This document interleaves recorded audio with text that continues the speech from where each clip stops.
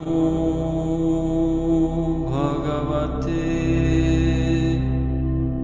Ma Shri Aravinda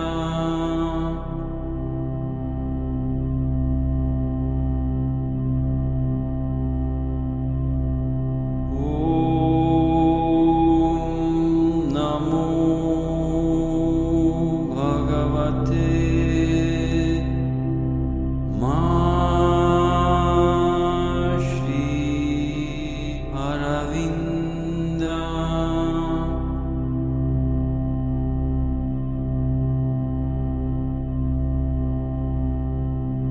Om Namo Bhagavate Ma Shri Aravinda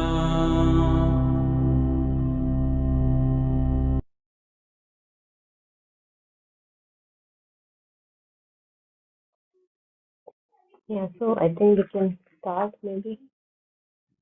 So anybody wants to share anything? I don't know, something maybe you have been reading, something that you came across or anything.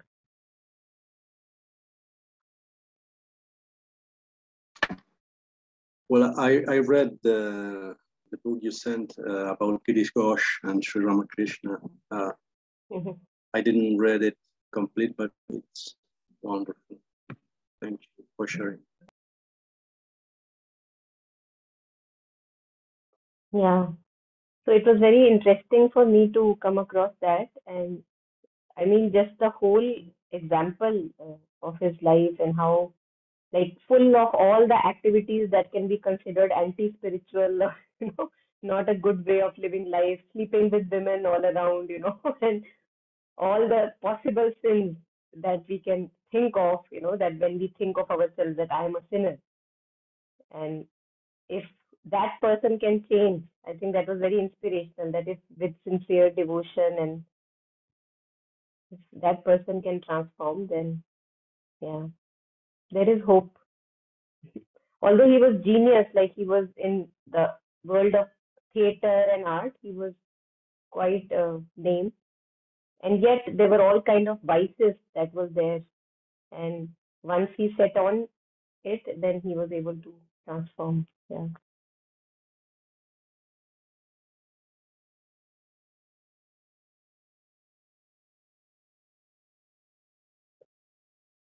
And also that example where, that particular story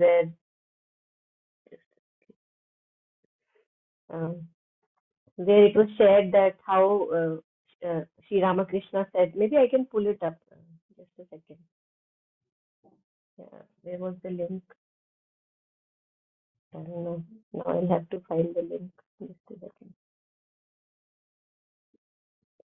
Oh, yeah. Okay. That's easy.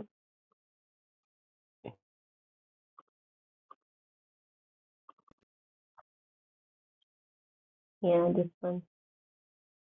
So on this, I think the address that I had shared on this address, many anecdotes are available. What was the process like in short? And then there was the power of attorney. Yeah, this one. Maybe we can go through this and take something from here. If anyone would like to read.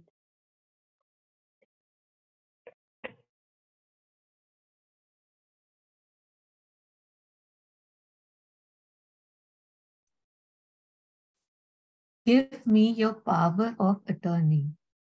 One day, Sri Ramakrishna said to Girish, I see what kind of life you are leading, but do not worry.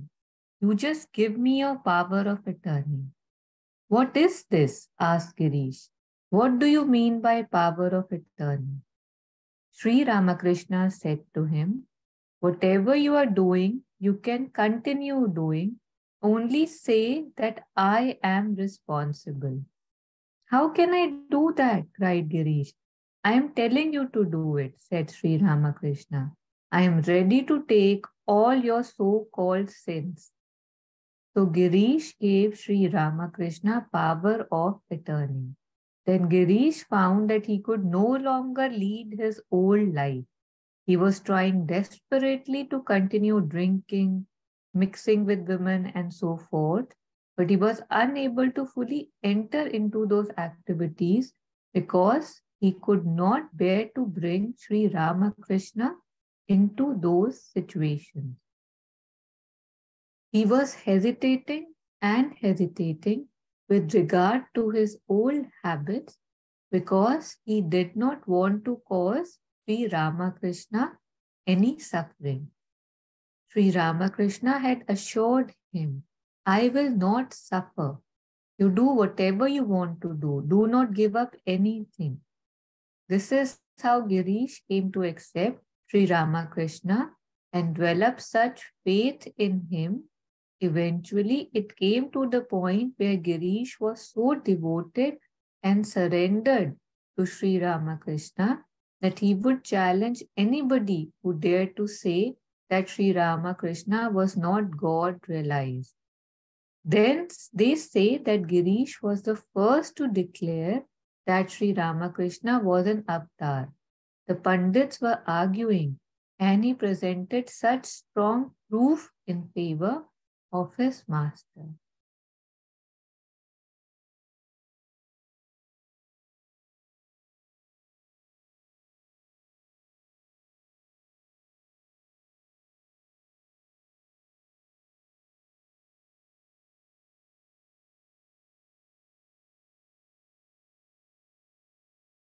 I think on these lines, there is also this example of Vibhishan once you had shared. Remember? When he was trying to give up meat eating. So that would also go in alignment. When we are not able to give up our tendencies, and uh, although we want to, somewhere there is a will that is starting to build up that no, I would like to, leave this way of living. And any tendency that we are concerned about, if we keep on offering that to the mother, even when we are engaged out of habit, or when we are compelled that no, I have to still be in that habit, even while being engaged, if we are able to offer that to the divine, show it to the divine, bring the divine in that picture, I think that really creates some magic. Yeah.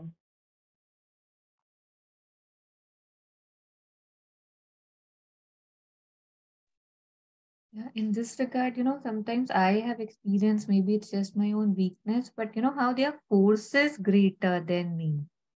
Like like the same thing that you don't want to, and yet there is something that just draws you, or you want to cling to, or just the hold of them is so big that it feels that how do I give this up, or how do I not fall for this? So unless you do bring in divine, or request or pray or beg that may I not succumb to this or not, it feels it's not possible, because then suddenly that detachment or whatever brings, it doesn't seem logical.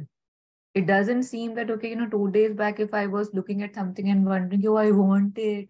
And then after 2 days, you're like, yeah, it's there, it's fine. You know how that shift happens?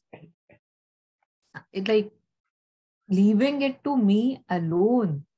It doesn't seem like a Hmm. possibility. And I don't know if that's true, but it appears that that's how it is. Hmm. Like they say, right? Grace, nothing else. Hmm. Hmm. So Hmm. it's the process rather than an anomaly, like we hear Hmm. about, but it seems like a regular process of Hmm. step back. That thing is there, right? Help me, Hmm. kind of. Mm. Hmm. Yeah.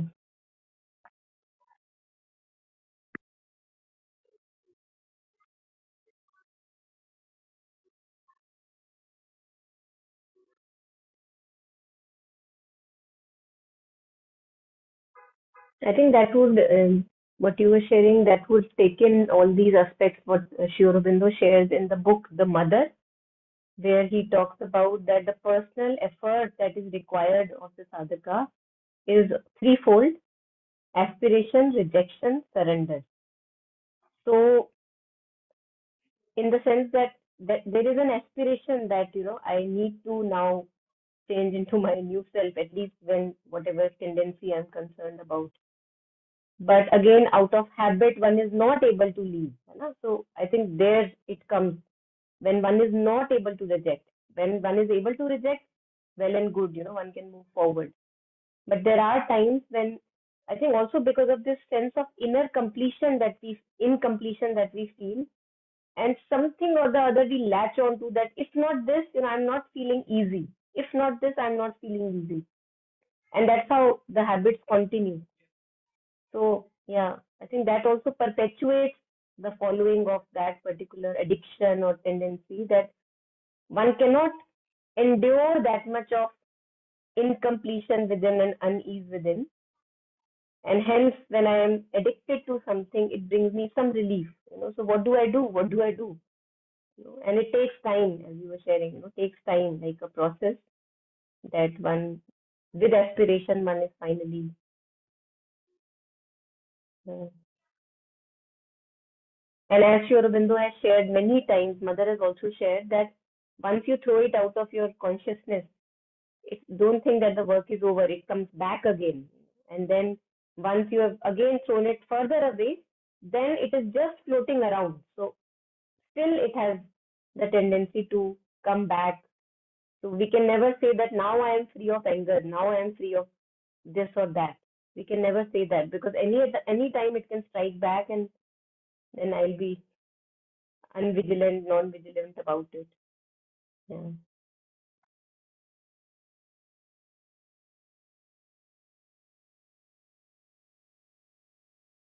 What he shares in the God's labor, every enemy slain revives again.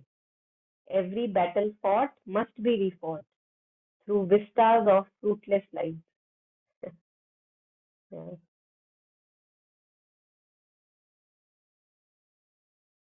But it happens with us, many times we have a very beautiful little baby step experience, but since we are novices on the path, so it appears like, wow, wow.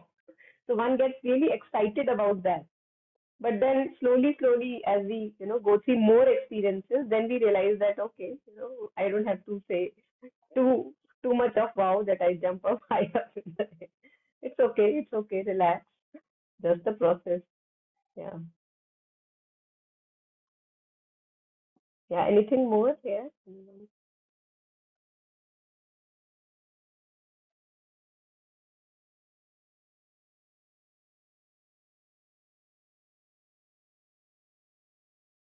Okay. So I was thinking that maybe we can take up a few more readings, and there is no end to it. I know that we have to one day maybe shift to a different topic, but let's take a few more things and then we can see. So I thought we can take, where is that? A few Champaklal pleasures. From Champaklal Speaks, maybe we can take something.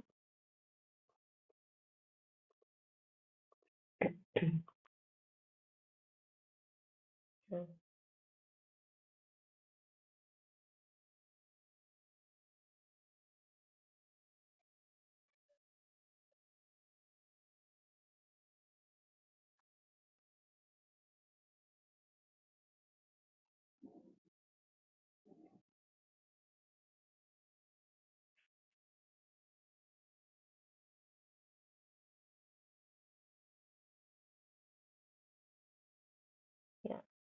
I had marked a few things. Maybe we can go through those. So yeah, this preface was very interesting. So I thought maybe not taking that much time, but if we want, we can take more time. This preface I was just going through, and it was very interesting to just even go through this preface. So I thought maybe we can just read it through. So let's go through this. It is written by, I think, MP Pandit, if I'm not wrong. Yes. Yeah. Okay. So anyone who feels ready. Yeah, Monica, I'll read. Yes, please. Yeah. Champaklal does not write. He may draw, he may paint, he may design new perspectives drawing encomiums from even such a profound artist as a mother, but writing, no. He will tell you that he is not used to do it. He is not used to it. Champaklal will not speak either, for did not Sri Aurobindo ask him as long back as in 1934 to be careful in what he speaks. He wrote to him, be more guarded in your speech. You are in a special position and one of great trust, and whatever you say is taken up and commented on. So you must be careful that nothing should go out from you which ought not to be said or known. To talk less and not be too unguarded in your speech should be part of your discipline of sadhana. And yet, who would leave him alone? Certainly not one like myself, who has been used to his casual remarks, revealing unusual, unsuspected depths, opening new dimensions while waiting by his side for my turn to be called by mother. For years, I have listened and grown wiser. For many of us, he has been a model in more ways than one. I recall an occasion when someone said to mother, make me your child like Champaklal. Mother replied, if you want to become like that, you must undergo a very hard discipline. Ask him how hard a discipline I have given him. Much later, she was to tell Champaklal, when people ask for work and want to live with me, I give them your name and say, first you become unselfish like Champaklal. Monica, can you please scroll it? Yeah, I think maybe we can take a pause here, Shanta. Okay. Yeah, thank you. Very interesting.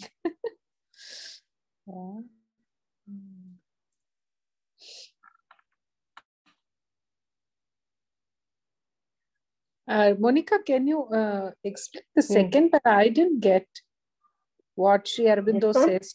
Yeah. Yeah, actually, I wanted to bring this out only. So thank you for this one. Okay. Yeah, I was thinking that maybe we can take some time to reflect upon this. So I don't know. I was wondering about this exact paragraph that we speak actually many a times, most of us speak too much and speak those things which are not required. And here, I think here Sri Aurobindo is sharing that because he was so close to Mother and Sri Aurobindo, like too much intimate with them and knowing each and every personal detail. So if he would be just like an ordinary speech consciousness, then it can actually lead, to troubles. So I think that's because see, ordinary people would not understand the way of divine. We can't understand the way of divine. So if he says something out to somebody, then one can interpret only according to our limited understanding that, oh, mother did that, something like that. And that's not correct, because they don't know. We have no idea why mother is doing what mother is doing.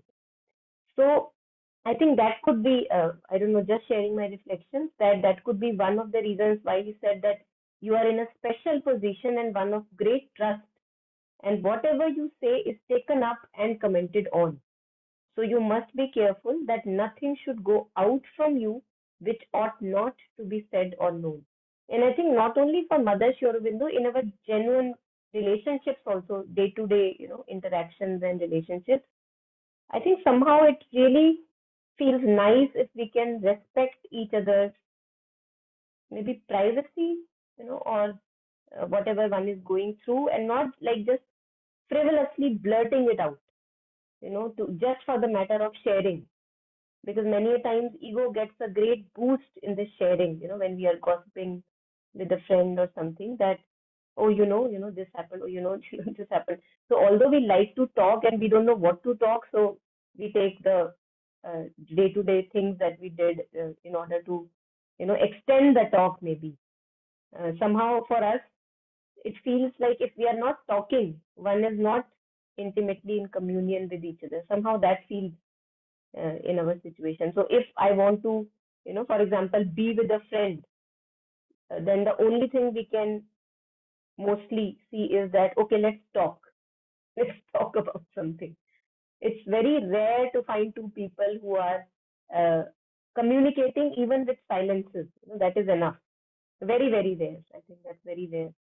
So I think this is a very good inspiration for all of us that whatever we are saying or speaking out, blurting out, it must be very, what can we say? So, miserly. One should not just say everything that comes to our thought. And somehow it also purifies the thought because when we are working with speech, then we also check our thoughts and like they are helping each other to purify and to also empty the mind space. Now mind has more empty space and it is rested more and now new things can happen like new creativity, good things can come if not for the ordinary gossips and discussion. Yeah. So I felt that it was very powerful, this paragraph, and maybe something we can take up in our lives.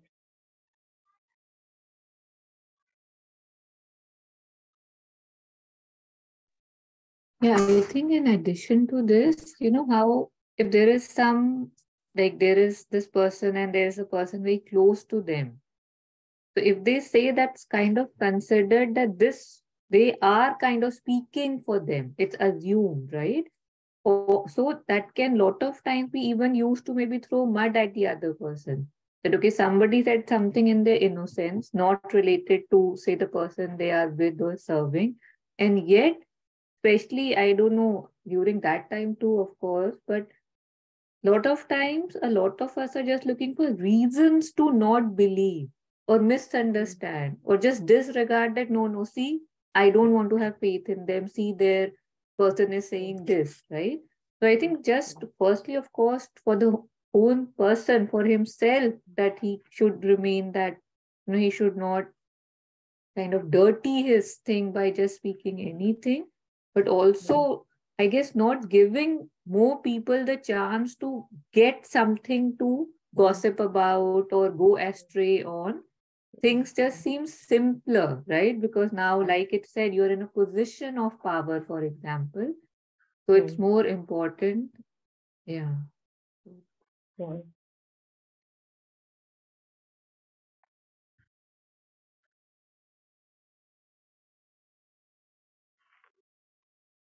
So on the, I think Mother has also said something about speech. There was this very beautiful uh, paragraph about on speech where maybe I can, yeah, I'll have to pull it up from somewhere.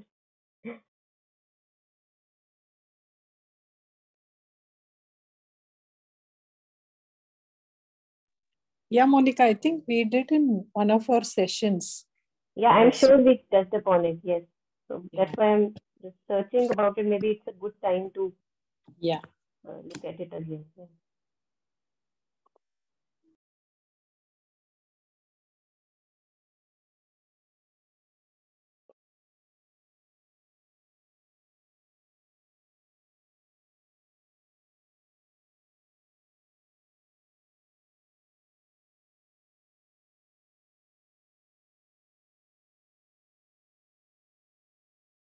So in the psychic education that we were Mm, reading the Saturday session, there mm. also we had seen this. I'll post this here. I'm able to Yeah, see yeah, it at the yeah, but it's just yeah, this this one. one.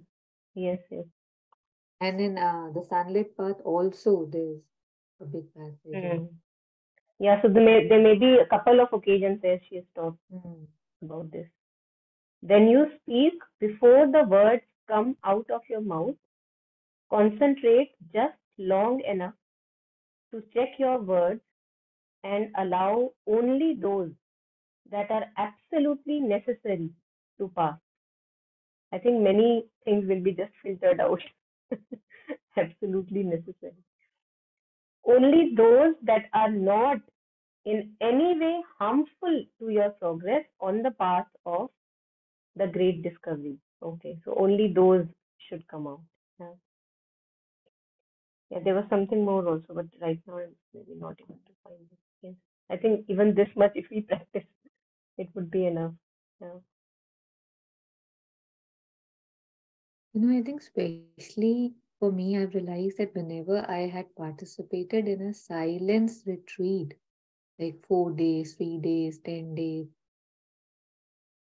when you start speaking, I remember every time I had headache for 1 or 2 days because when I was speaking, and it felt like an effort, like so much energy. Like these, when I'm talking normally, I don't realize that I am utilizing or right so much energy. It seems so like I'm just talking, right? Talking is like thinking, thinking is like anything. But once you get silent to any degree, and then when you're okay, you are said that okay, now you can talk, and how everybody started listening as well as talking takes a lot of your energy, which can be also physically talking, can be utilized in other places. In, of course, addition to where all it takes me, where I don't need to be, like you were sharing. Yeah. absolutely. Yeah. Kabir has also said something on speech, so let me just share a few couplets with all of us. So he says, in fact, many. Yeah. He says, Jibhya jin bas mein kari. I'll translate it in English also. Jibhya jin bas mein kari, tin bas kiyo jahan, nahi to avgun upje, kahi sab sant sujan. So the one who has mastered his tongue, as if he has mastered the whole world. And otherwise, if not for this mastery, then it leads to more and more. Avgun would be non-beneficial uh, acts and patterns of behavior. Yeah. Else it leads to uh, growth of more non-beneficial patterns of behavior. That is what every master has said. That's what he shares. The one who has mastered his tongue. Then he says in another one, बोल बोल विचारी के बैठे ठौर सम्हारी कहे कबीर ता दास को कबहू ना आवे हारी. Okay, so he says that if you really think well before you speak, like we were reading with the mother, that if you really absolutely necessary, only that is spoken out. If you are very, very careful about that, and then wherever you are sitting, there also you are very careful that where you are sitting. Now, this sitting could mean anything at various levels. It could mean the company of people that you are involved in.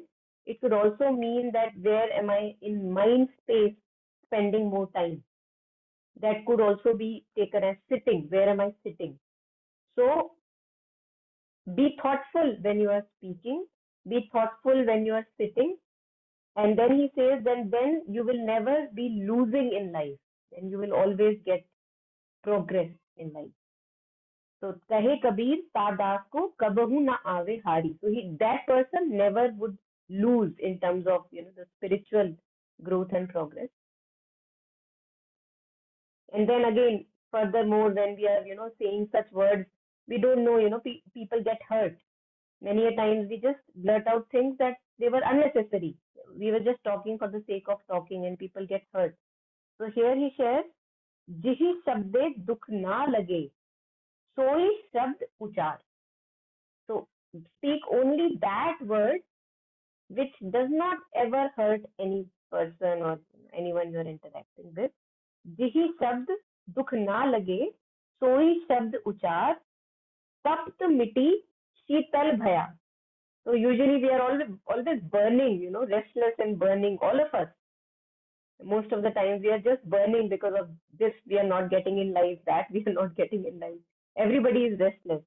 So he says that that burning that we are all going through, the word should be such that it cools down that burning. There you can benefit yourself and the other person. That, and many a times, many of us, when we enter the spiritual path, we think that no, truth has to be bitter.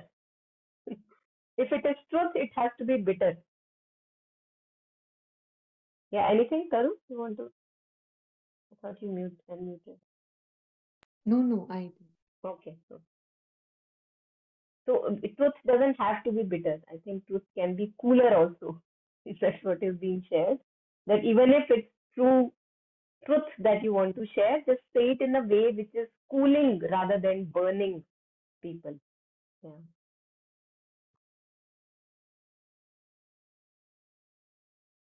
And there are further more also actually. Many, many more.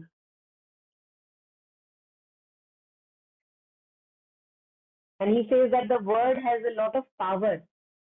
So same word spoken out of the same mouth, word can either burn someone, spoken out of same mouth, word can cool someone, make someone lighter and calmer.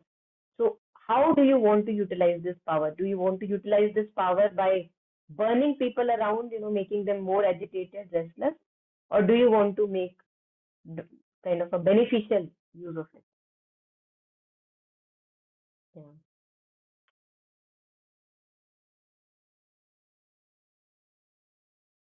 Yeah, so the last one, which again, I think one of my favorites, he says, शब्द जो ऐसा बोलिए तन का आपा खोए औरन को शीतल करे आपको आपहु सुख होए. So he says that ऐसा शब्द, such kind of a word should get out of your mouth which is not coming out of your limited sense of self, which is not coming out of the ego consciousness. Only that, I think this would be the height of our sadhana in speech, that only that should come out, where you are losing your sense of bodily consciousness, in the sense that I am not this separate self.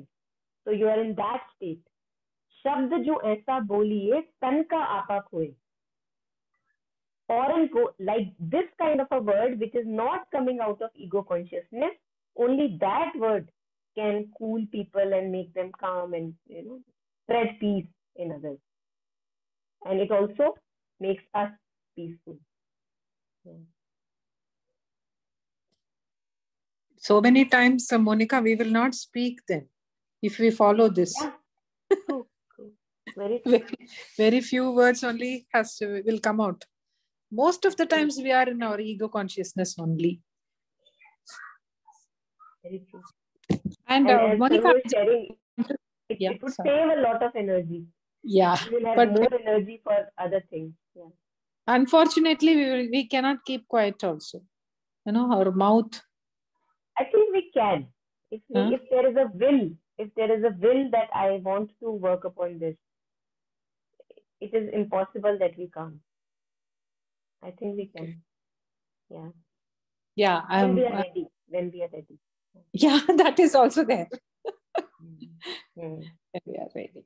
And see, just now we read in that paragraph in the book, and it is, for your growth, or, something we read, no? Can you please share the screen again?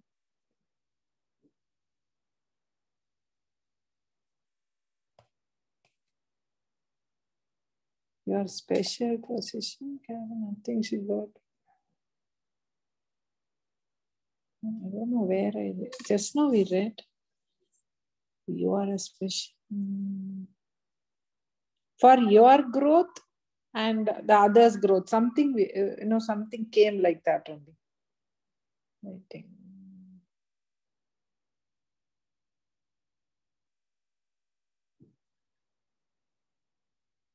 Oh no, I missed that. So see, what was the crux? Yeah. Careful, I think you had just spoken about it, that, when we don't talk, it's good for ourselves as well as the other, because a lot of times when we talk, it's just unnecessary, taking us in different directions. If I'm able to stop myself, it's really good for me, then I don't go down that route, right? So just, I think we just spoken about it. Maybe we have spoken up. So how will it, help our growth? That is the question here.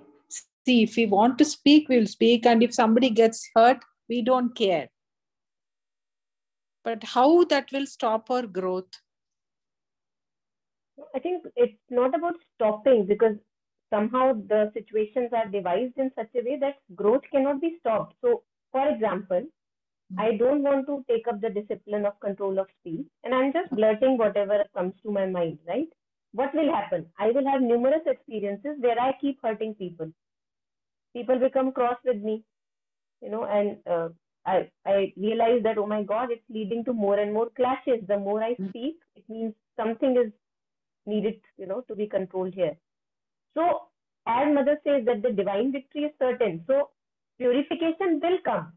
Either it comes that now I am ready, that I want to take up the discipline of speech, or it comes through those different experiences where I blurt out first, then get slapped, and then I learn that, oh, maybe not needed. Acha. Okay, like that. Okay. So, yeah, it's not that progress will be stopped.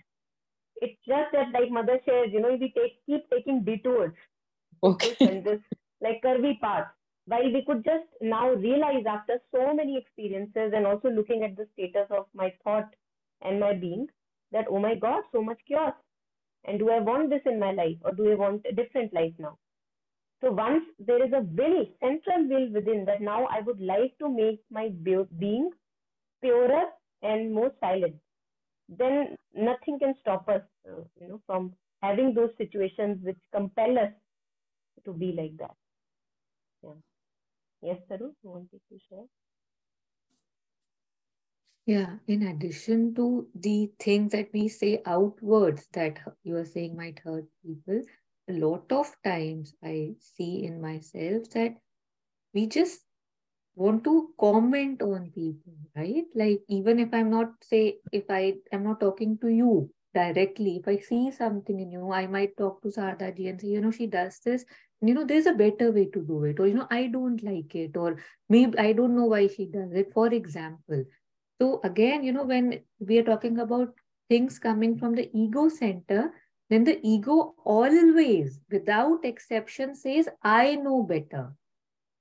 So then when you are talking from that space, there is something inside you which starts feeling dirty. I don't want to go, I'm like, why? Why am I, first of all, here talking about somebody? And now when I'm saying, first, maybe I was talking and it was hurting other people. Now when I'm saying it's hurting me because there's a question mark that, why are you going there? Why are you going there? And, like, are you done? Are you... So again, just, it really, I cannot stress how much impurity one can feel when one is talking about things or people when one doesn't need to. And I think out of 100 things that we can say, I would say at maybe 99, one would not need to, because it's their journey. Let me focus on mine. And yet that thing to give up, right? That, okay, I don't need to go there, and to just stop, to, like, the word that I really liked and what was shared was that unguarded. Like Kabirji speaks about vigilance, unguarded. We are unguarded. We don't realize what space I'm coming from, right? And the worst part is that it seems innocent. She was feeding her child that. That's it. It doesn't feel I'm saying something bad, but then there's something in me which says that, that's not good. I know what's good.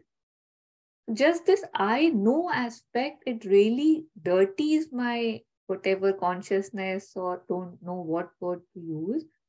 So it's better to take a look, and if it's coming and it starts hurting, so again, I think it can be, of course, an aspiration and rejection, but when you actually see that it's hurting me, it's like it's dirting me, and you feel that weight, then it's a naturally, you start giving it up, because you don't want to feel that pain of that, मैं तो यहाँ हूँ और see where she is, what she's doing, why she's doing. Like just the petty, unnecessary things that I give attention to when there is so much that I can actually constructively give it attention to, which can actually purify me. So this is like going backwards. Absolutely. Absolutely. And I think that's why, because we are so involved in our commentary all the time, that's why most of us are half of the time or maybe more, they are saying that, oh, I don't have any time. Because we are so absorbed in buying into, all the thoughts and the running commentary, and that's why what Jatsunma shares is really helpful, that be aware of the running commentary and know that you have the choice to be detached from it and not to buy into that dictates. And slowly then that commentary goes really, like it takes a backseat once we stop believing in it. Now I am believing in it, that what I am thinking is right. What you were sharing, that the ego always wants to be right. And that's why more comments are needed, more judgments are needed, because how would I prove that I'm right? Yeah.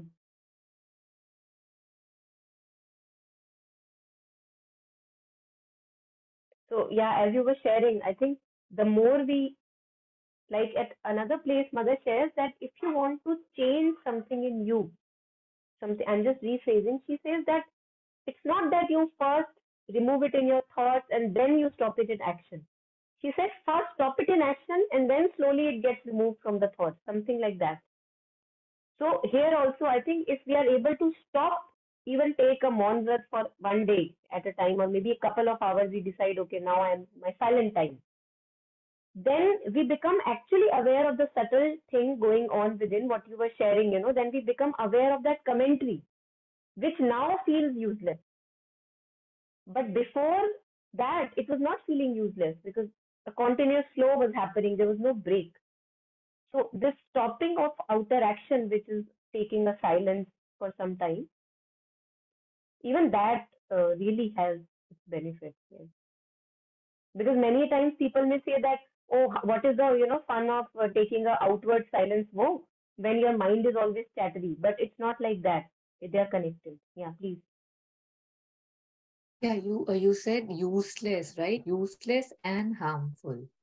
Like, when we basically, that's the topic of inner ill will. This passing comments or just talking, which feels, again, my main concern is that it feels innocent. It doesn't feel that this is harming anybody. If I'm talking about things or thinking, okay, why is she doing that? What is she doing? Oh my God, what is she doing? Those things that would come under the inner ill will that we have, which kind of, again, taints my thing that one better dropped when one can see.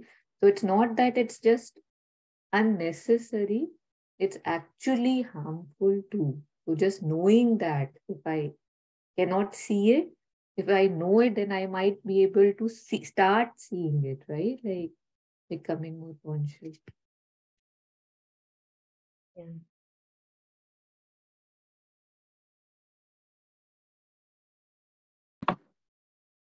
Yes.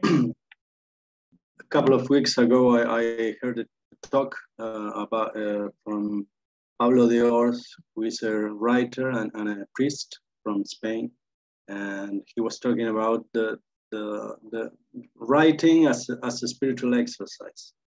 And he told a story very beautiful. I will make it brief. There was a saint in the woods, which he was silent, and many people gathered around and asked him, would you tell us some word to help us in our lives, in our spiritual path? But he made a vow of silence, so he didn't say anything. And then the time goes by and more people gather around this saint and ask him for an advice, for some words to help them, but he still remains in silence with his vow, and so on. Then many years pass, decades pass, and more people are coming to ask him for an advice, for a word.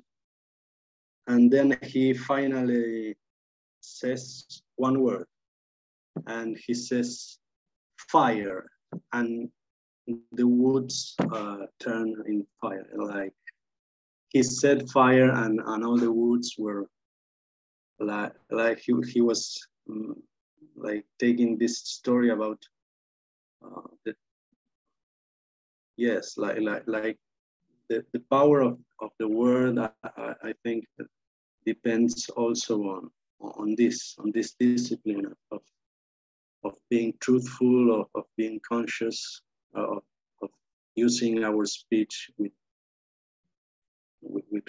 conscience and regard, and like all this tapasya of silence made such a powerful his speech. It was a nice story. Yeah, beautiful. Thank you.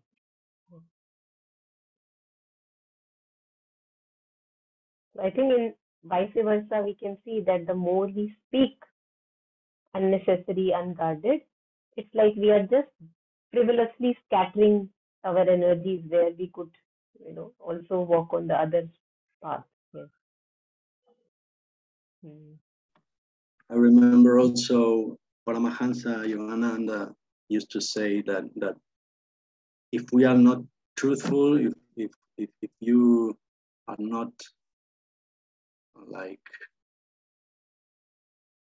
very truthful in your speech, you are like you are losing the power of your speech. That your speech, your word is diminished in his power if you are not truthful. And this is like one of the most important for him disciplines of the spiritual path. Like to be truthful makes preserves the power of your speech.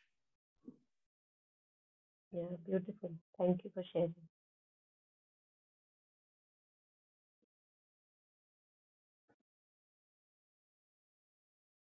So I think good something for us to take away home today at least. Maybe we can practice with this a little bit. Yeah. Mother also at other occasions has said that there is no point, I think, commenting about people because if you can change what you're talking of, then you change. You put the effort there. Don't waste your energy talking about it. And if you can't, then anyway, there is no point talking about it. Yeah.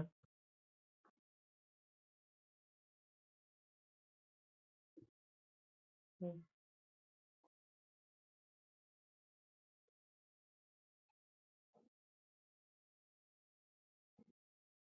I think this is also very like innocent and cute. The next paragraph where MP Pandit is saying that how could I leave him alone?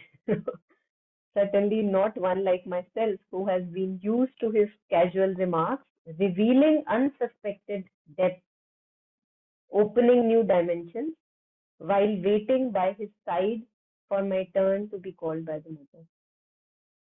Yeah, thanks.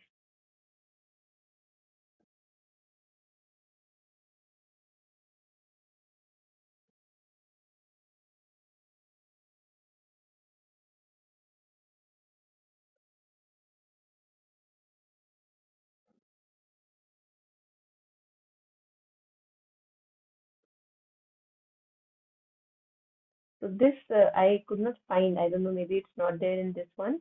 So he says that some years ago I had the occasion of to write a birthday tribute to him under the title "The Man I Love" for Champaklalji. I seek the indulgence of the reader to reproduce it here as I cannot improve upon it. I could not really get it because there is nothing after this, so maybe it's not published in this one. Yeah. So maybe we can take a little bit and then we can wind up for today. Yeah, anyone who would like to read further.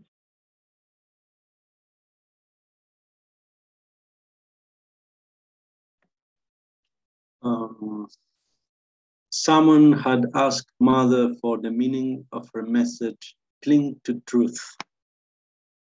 What is truth was the query.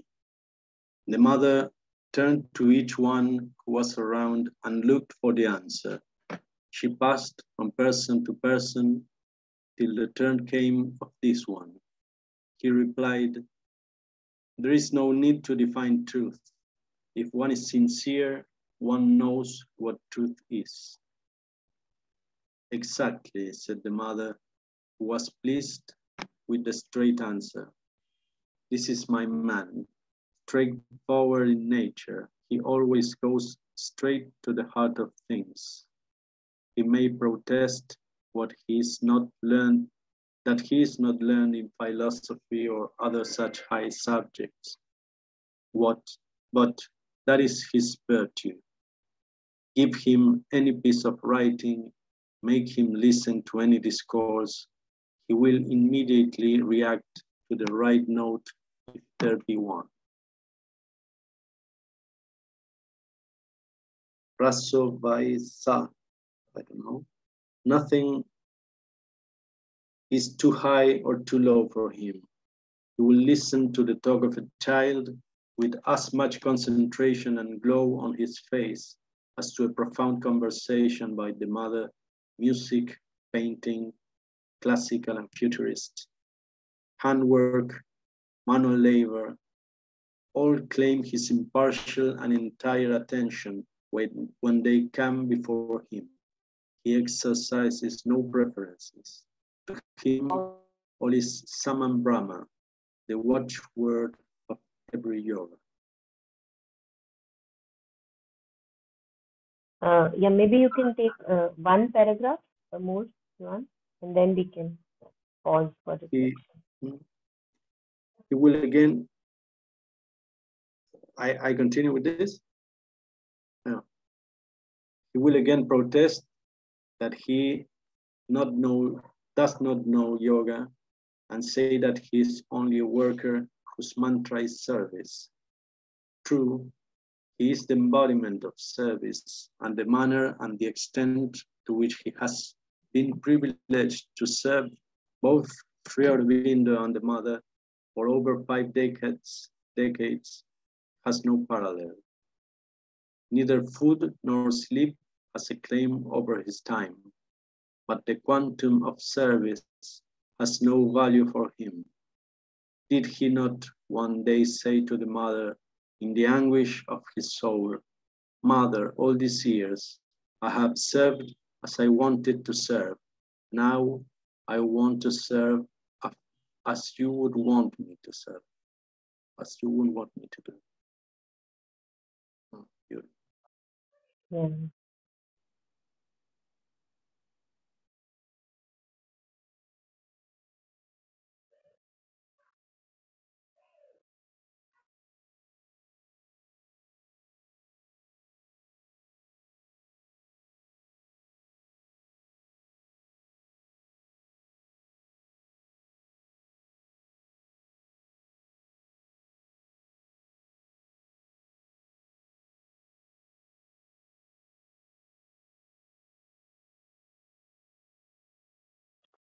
So this, I think this one is also very beautiful.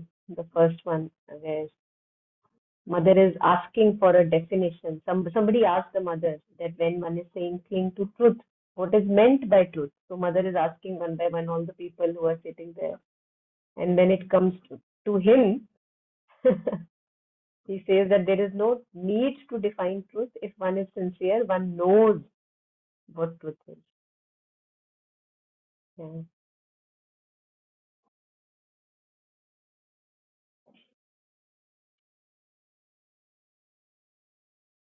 And this thing, I think this also would connect with what we were discussing earlier, and Shardaji was asking or maybe sharing that how to do that. It's not easy to leave like unguarded speech. So Raso Vaisa, if I'm not wrong, it corresponds to that the basis of universe is rasa, which is delight. If I'm still taking delight in unguarded speech, And if I have not started to get delight in the silence that I get, then nobody can stop me from that particular tendency. So delight, many people, we are sharing that, oh, I'm suffering too much, life is too challenging. If we are truly, truly honest with ourselves, somewhere we are taking delight in our suffering. No one is compelling me to suffer because the basis of our existence is delight. So as long as I continue to take delight in the way I'm right now living, I can't change. No matter how many people I may ask, please let me know how to change, how to change. That would be dishonesty because actually I don't want to change. So the better idea would be letting the other person know, see, I know you are giving me all the guidance, but actually there is no will in me to change. I'm really delighted to be in the state I'm in, no matter how miserable at the same time. So I think this is the honesty with which we have to look at ourselves, that I am saying that all I want is the mother, but that's not true. And if I don't want just the mother, I want something else, then I should run after that something else. Because hanging in two boats leaves us nowhere. If I'm convinced that, okay, blurting around everything, and just because we were taking the example of speech, suits me well. And that's what I would like to continue because it's not harming me. It's, as Taru was sharing, it's so innocent, see, I'm having good time in day-to-day affairs, having good conversation. So it's not harming. So till that time, nobody can stop me and make me silent, either outward or within. But when through my experiences, I suffer a lot and I see that, oh my, I'm hurting myself, I'm hurting others, and I stop to take delight in that hurt, then is the time when something can start to change within me. So that no more, I can't take delight in this poison. Now I will start to take delight in silence. So I will be moved by my delight. Each one of us is moved by their delight. We may not admit it. That see, I'm in such a state. What do you think? What delight I am having? But if we are honest, we will see that there must be some sadist delight in that. That I'm just enjoying the misery, the attention that I get, or whatever. So that's where he shares that he took delight in everything. Raso Vaisa, that's why I'm guessing that he's using this verse here. Nothing is too high or too low for him. So it's not that I would only take delight in Mother and Sri Aurobindo's discourse and rest all the things I would not take delight in. No. He will listen to the talk of a child with as much concentration and glow on his face as to a profound conversation by mother. Music, painting, handwork, manual labor, all claim his impartial and entire attention when they come before him. So taking delight in everything. What Sri Aurobindo says, that universe, the basis of universe is delight. So whether we know it or not, we are moved by our delight. So whether, day-to-day things we can talk about, that maybe I'm suffering from my addiction to something.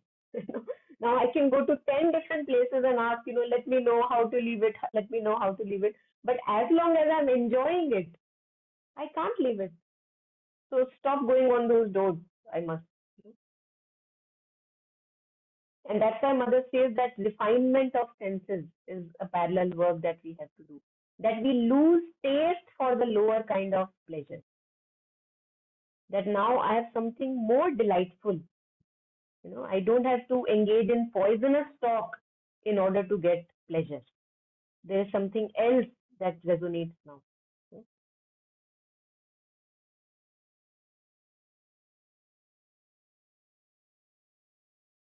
So again here, Samam Brahma, and Sri Aurobindo says, Mother says that one thing which is very peculiar when the psychic is fully in front is this aspect of equanimity or equality, that there is no higher, lower, big, small, that's not there.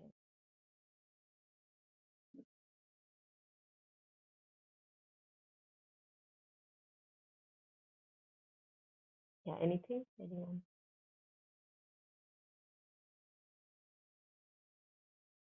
I think this one also is very beautiful, and I can relate it with in day to day, our even not people who are not on the spiritual path, doesn't matter.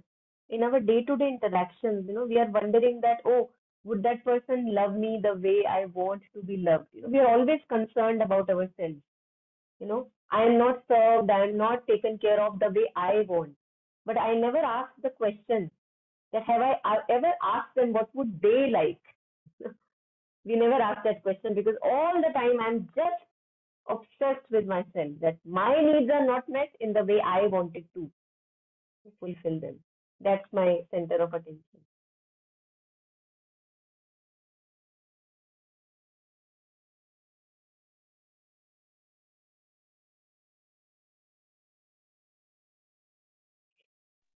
Can we quickly read the last bit? It seems very intriguing. And why Why has he not? हाँ, chosen to? बिल्कुल. Yeah, this one, you go ahead. And why has he chosen to serve? Because it is his spiritual dharma. In his very childhood, he perceived that service to the divine was the mold of his soul. He serves the divine in and as the Guru, the Mother Supreme, but he also serves the divine in the endless humanity that comes to the Mother's feet. Yes, he serves you and me also. He will never allow a wrong to pass unrighted, however humble be the victim involved. I have always held that he is the one man in our world here who stands for principles and who will fight for them no matter what the consequences be.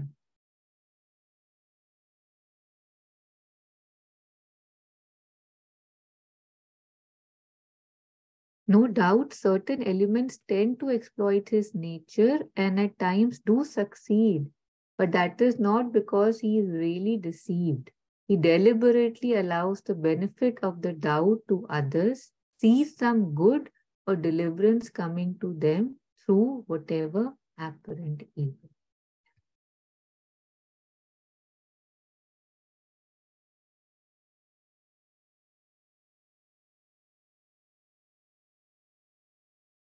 So I think this is also very interesting where Mother says that it was the mold of his soul. Very beautiful phrase. And that's what we all have to discover because each one is very special in this kind of mold of our soul. Each one is very unique and very special, and that is what we have to discover. That's why Mother says that first discover your soul consciousness so that you can know why you are here, what you are supposed to do. Then you don't need to keep asking people, oh, this job, I'm not comfortable with. What do I do next? What do I do next? Then that will not be required because you knowingly will know, intuitively you will have a knowing, my place, not my place, my place, not my place. So that guidance comes from within. If we are open to that guidance, which is always there, that this is what I am guided to do in this life. And I was hearing some talk from Dr. Alok Pandey where he was sharing that this is the quality of psychic being, that it knows its mission. So those people who know their mission, they have a well-developed psychic. It doesn't mean that the other people are inferior. It means that they're in various stages of progression. And slowly with everyone, a stage comes where one is in a position where one knows what I am born for. Then one would not be just wandering every door to door, asking what should I do, what should I do. Yeah. And I think we have many stories, like they're very even more than what we can imagine. Many stories like that where people just knew that they had to be in such a place. Now you can't give any logical analysis conclusion that, oh, you have such and such qualification, such and such education, how come you landed here? But I knew I had to be there, something like that.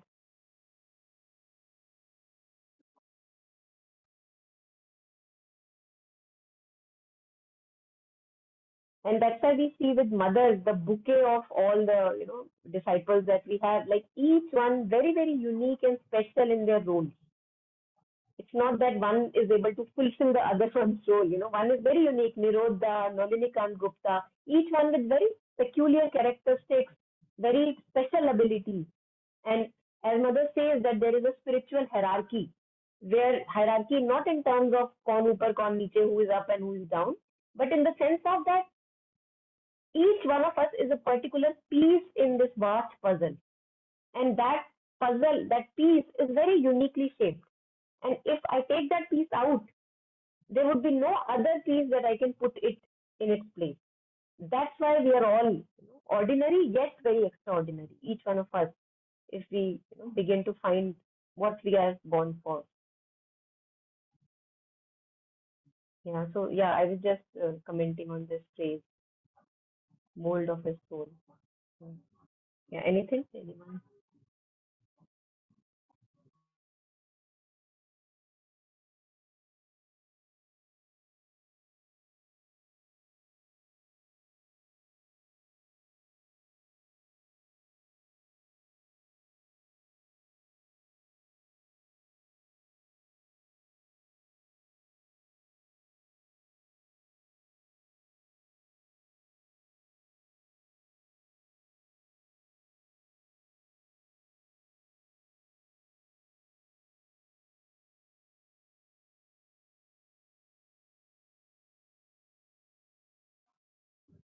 Okay, so if not anything, maybe we can pause here. We can maybe continue. It's a very nice preface that we can continue reading next time. Yeah, so just maybe taking last few moments to gather our attention within and sharing the merit, sharing the joy, the delight, understanding, learning, reflections with all the sentient beings. And may everyone have peace in their heart and mind and joy and progress in life.